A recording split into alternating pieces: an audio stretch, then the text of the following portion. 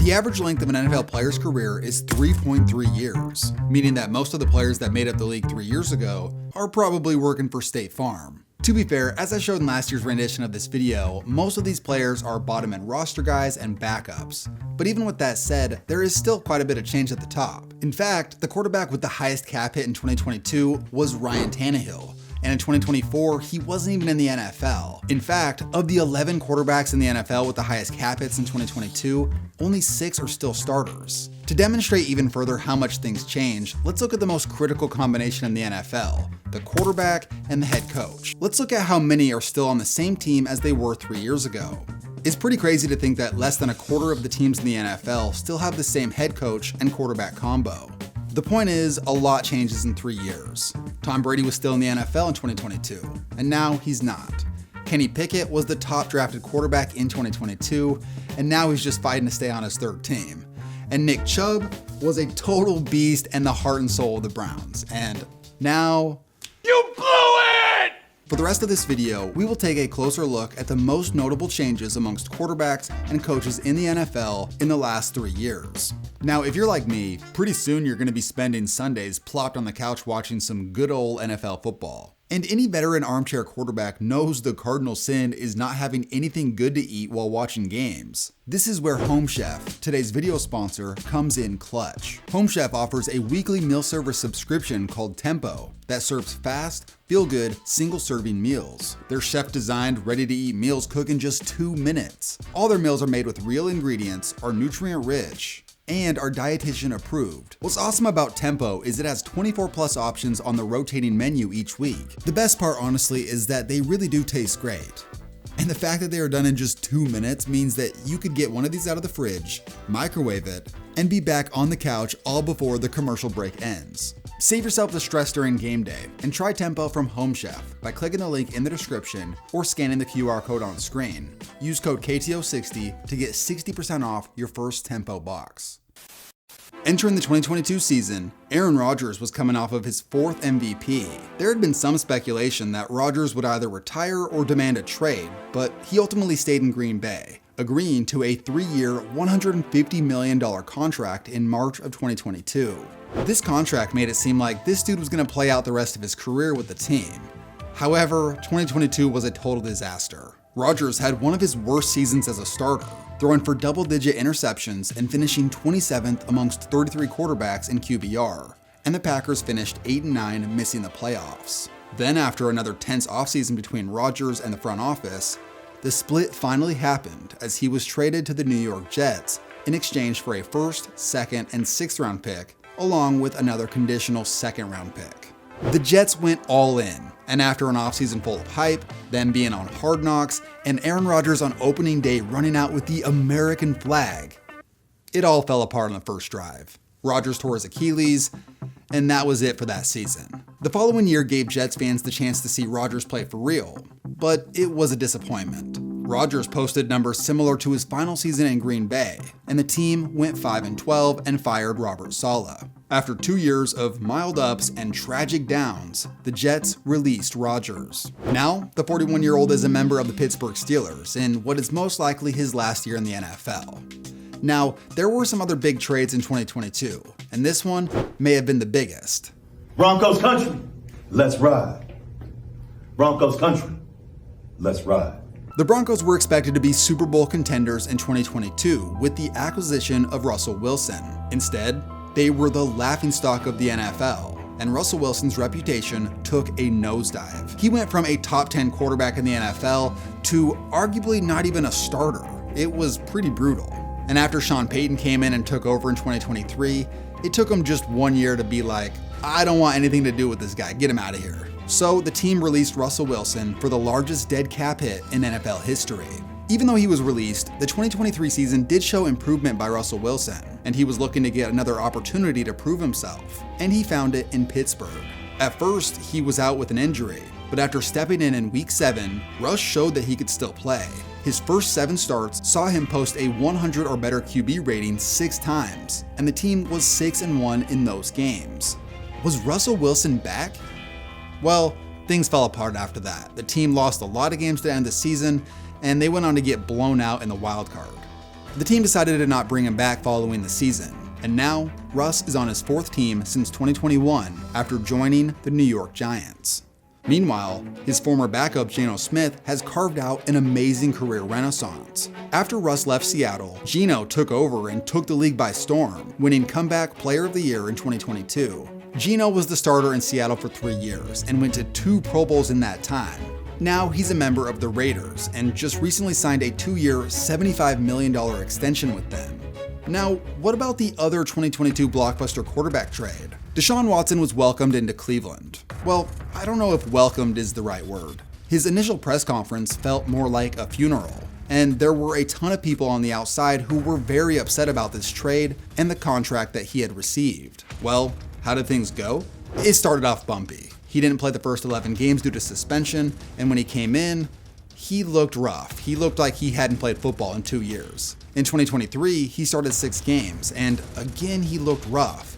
And this time around, he suffered a season-ending injury. Joe Flacco later took over and led this team to the playoffs. In 2024, Watson assumed the starting role again, and he was even worse. Then he suffered another season-ending injury. Now in 2025, he's pretty much done. He's still rehabbing his Achilles tear, and I can't imagine he plays another game, but honestly, it's the Browns. Anything can happen. Some other starting quarterbacks who were traded during these past 3 years included Matt Ryan in 2022 and Derek Carr in 2023. Ryan struggled mightily in 2022 and has been out of the NFL since 2023. Derek Carr went to a Pro Bowl with the Raiders in 2022, then got traded to New Orleans where he did okay, but nothing too crazy for 2 years. Then after dealing with an injury-riddled 2024 season, Carr surprisingly announced his retirement in May of 2025. In 2022, there may have not been a wilder quarterback room than that of the San Francisco 49ers. The previous year, they had drafted Trey Lance 3rd overall.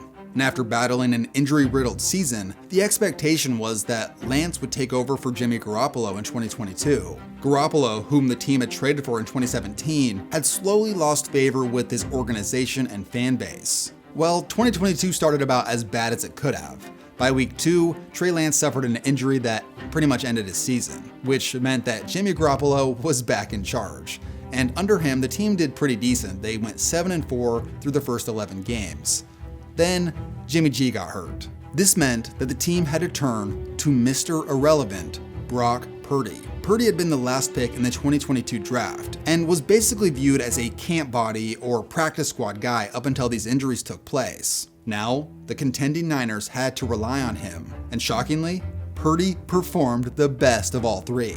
In his 5 starts, Purdy went 5-0 with a 107.3 quarterback rating, and then in his playoff debut, he dominated with 4 total touchdowns. Then he helped get the job done versus Dallas to move on to the NFC title game.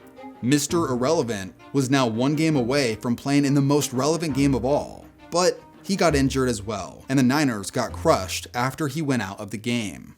Now, 3 years since the beginning of 2022, here's how different these quarterbacks' journeys have been. Trey Lance was traded after those 2 injury-riddled seasons, after what Purdy had shown to the coaches and fans.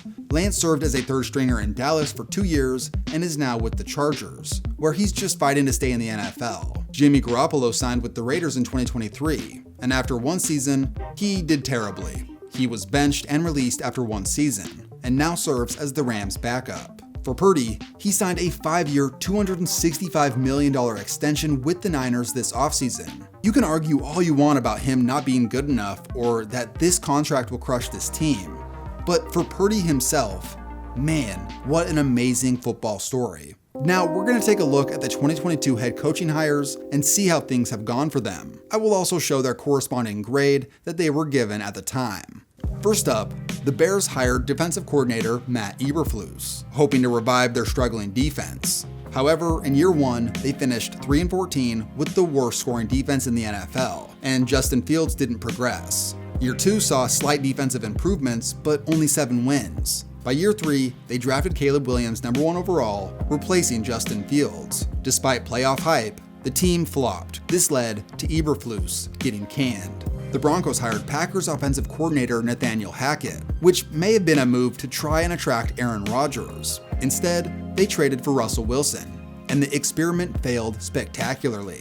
Expected to be a playoff team, Denver started 4-11 due to terrible game management, including 3 overtime losses and a botched game against Seattle. Hackett, considered one of the worst head coaching hires in recent memory, was fired before the end of the season.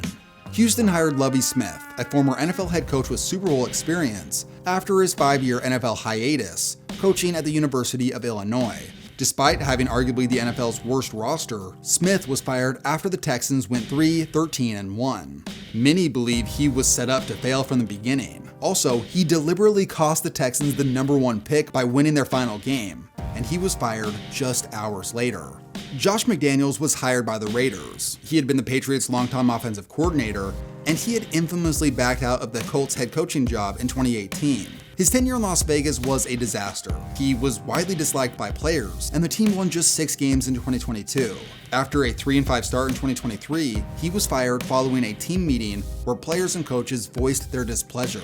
The NFLPA ranked him as the league's lowest-rated head coach in 2023.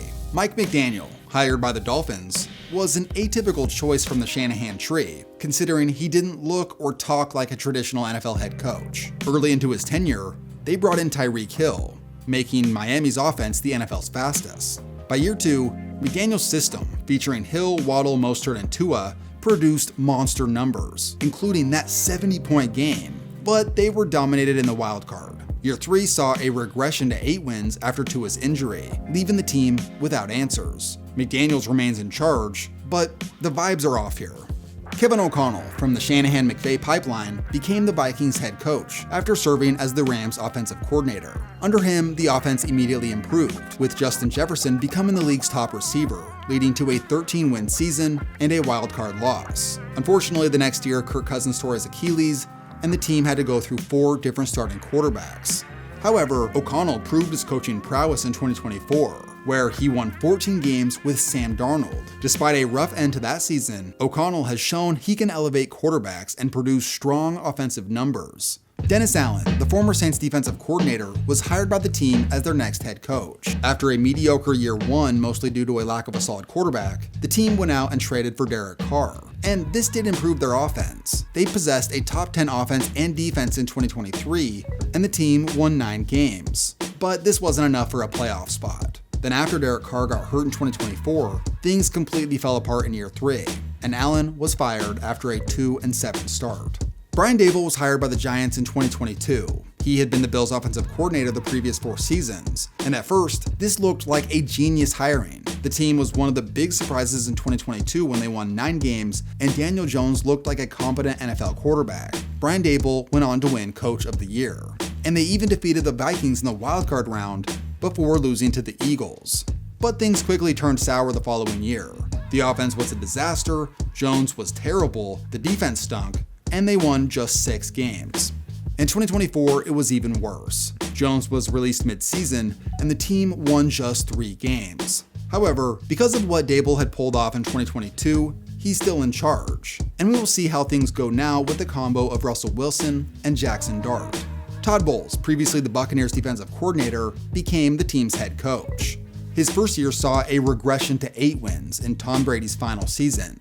However, in 2023, the defense improved, and the surprise Baker Mayfield led the team to 9 wins and a playoff victory. By 2024, they were once again in the postseason and are now considered a dark horse NFC contender. And for the final head coaching hire of 2022, Doug Peterson's tenure with the Jaguars started promisingly after the Urban Meyer debacle. They improved from 3 to 9 wins, and they even secured that crazy playoff comeback against the Chargers. Trevor Lawrence seemed poised for greatness. However, 2023 saw another 9-win season with less impressive stats, especially from Lawrence.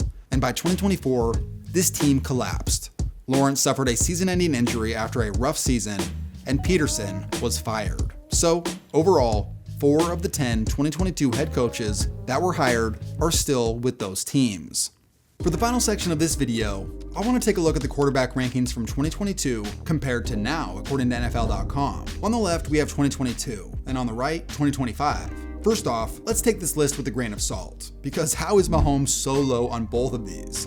Anyways, we will highlight the quarterbacks that are still starting for the same team that they were on in 2022. You'll notice that the majority of them are still top 12 quarterbacks, with the true anomaly here being Jared Goff. Goff was an afterthought in the NFL prior to the 2022 season. He had been traded to Detroit for Matt Stafford and some draft capital in 2021. While his former team won the Super Bowl that year, Goff suffered a rough year one with the Lions, winning just 3 games in his 14 starts. But things did turn around after that. Detroit was a surprise in 2022, winning 9 games. Then they made the NFC Championship the following season, which included beating the Rams in the playoffs. And then for most of 2024, they were the best team in the NFL until injuries derailed their season. Goff has been amazing in this time, making 2 Pro Bowls so far in Detroit, and he's one of the best quarterbacks in the league today. So like I said previously, the majority of these quarterbacks still starting for the same teams have remained in the top 12. And the ones that aren't, especially Kyler, Dak, and Trevor Lawrence, have all been scrutinized. By far the most impressive quarterback storyline here in terms of rising up the ranks in 2022 is the one that involved 2 Carolina Panther afterthoughts, Baker Mayfield and Sam Darnold. Mayfield was traded to Carolina in 2022 for peanuts, and Darnold had already been there for a year, serving as the team starter in 2021 for 11 games. And it was rough. In 2022, it was much of the same. Baker assumed the starting job, and after going 1-5 with some of the worst stats in the NFL, he was benched. Then Darnold stepped in, performing decently, but nothing to write home about. And both were off the roster after that season. But here's where their redemption arcs began. Baker was released mid-season and went on to have one of the craziest single-game moments of the entire 2022 season. He signed with the Rams and just days later led them to a come-from-behind last-minute victory.